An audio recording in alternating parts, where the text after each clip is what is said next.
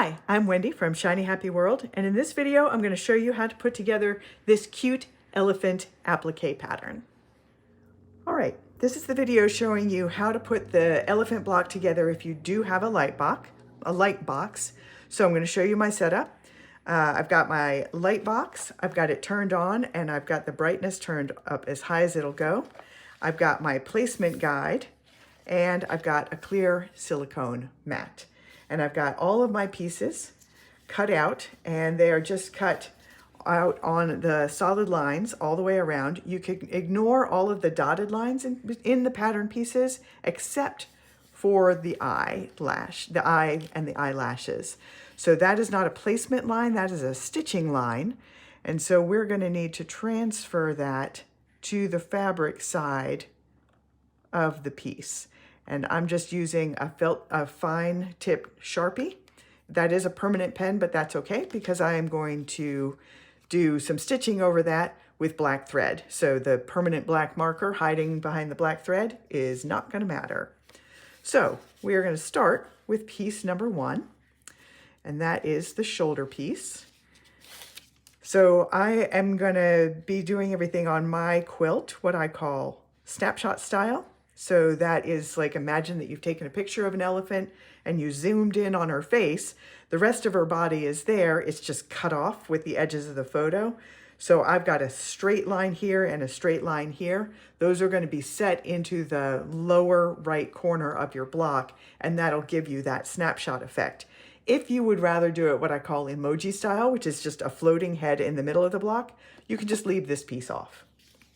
So the next piece is piece number 2, which is the big head. So she is, this is a really, really easy one. This is just a couple of pieces. Get the head into place. And then we have piece number 3. And we're just gonna put that ear right where it goes. Now, I have 2 drops of water. These are optional, but there's no point in sticking them down to the silicone mat because you're going to just peel them off again to stick them on your block.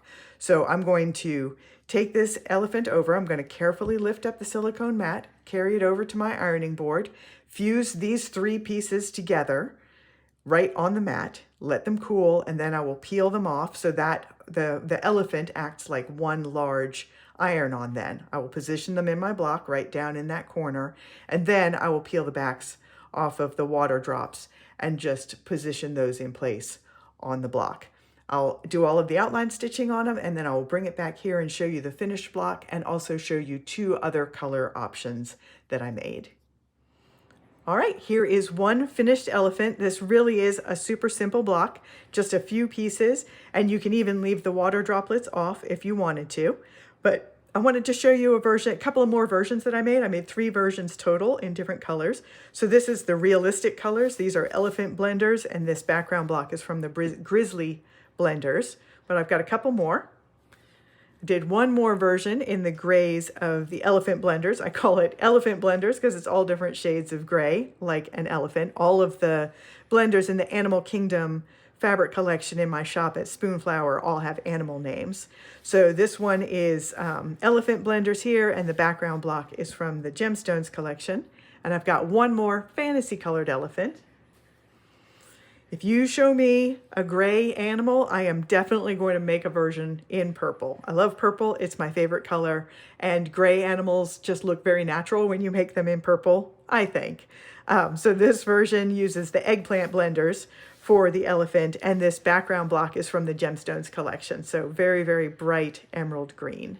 So that's 3 versions of the elephant block, really easy to make, great fun. I'm Wendy from shinyhappyworld.com, and I will see you next time.